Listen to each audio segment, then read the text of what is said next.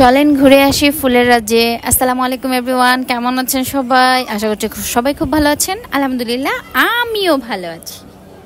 তো এটা আমার সেকেন্ড টাইম যাওয়া ছিল, আর সেদিন গিয়েছিলাম আমি আর আমার ভাবির কাজিনের হাজব্যান্ড। তো যাই হোক চলে গেলাম, আর দেখেন কৃষ্ণচূড়া ফুল কি যে সুন্দর। আসলে আমি ফার্স্টেই বলেছি যে ফুলের রাজ্যে ঘুরতে যাব, তো এরপরে শুধু ফুল আর ফুলই দেখবেন। তো হাঁটতে হাঁটতে চলে যাচ্ছিলাম মাটির রাস্তা দিয়ে ভেতরের দিকে।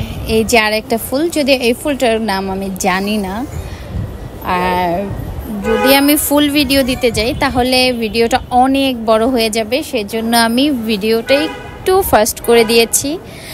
এই হলুদ ফুলটার নামও আমি জানি না, কিন্তু এত বেশি সুন্দর লাগছিল আমি বলে বোঝাতে পারবো না।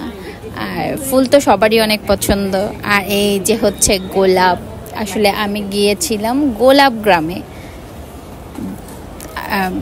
এইখানে মানে এত বেশি সুন্দর জায়গাটা, কিন্তু যে আমি গিয়েছিলাম একদম ভর দুপুরবেলা, প্রচুর গরম ছিল, অনেক রোদ ছিল, অনেক রোদ। মানে রোদে এত বেশি গরম ছিল। আর যদি একটু বাতাস হতো বা একটু মেঘলা মেঘলা হতো তাহলে আরও বেশি সুন্দর লাগতো বা ভালো লাগতো, মজা পেতাম আমরা। কিন্তু তারপরেও অনেক ভালো লেগেছে, অনেক মজা করেছি আমরা। তারপরে একটা সাইডে এত বেশি কচুরিপানার ফুল ছিল, ফুলগুলো অনেক সুন্দর ছিল, পুরোটা পুকুর ভরা কচুরিপানার ফুল ছিল। তারপরে ছিল এখানে ধানের ক্ষেত, একটা জায়গায় অনেক ধান লাগানো ছিল। তো এই জিনিসটা আমার অনেক বেশি ভালো লাগছে যে ঢাকার মধ্যে ধান চাষ হয়, যেহেতু আমি আগে কখনো দেখিনি।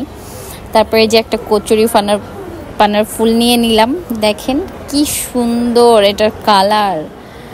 আর আরেকটা মজার ব্যাপার হলো এখানে না শাক ছিল, কি শাক তাও আমি জানি না, আর আমার ভাবি এখানে শাক তুলতে বসে গেছে। তারপর আমরা একটা নদীর পাড়ে চলে যাই, এখানে মানুষ ধান শুকাতে দিচ্ছিল, আর এই সাইডটা তো নদী, আর খুবই সুন্দর, খুবই মজা লেগেছে। আর যদি বাতাস থাকতো আরও বেশি ভালো লাগতো। আল্লাহ হাফিজ।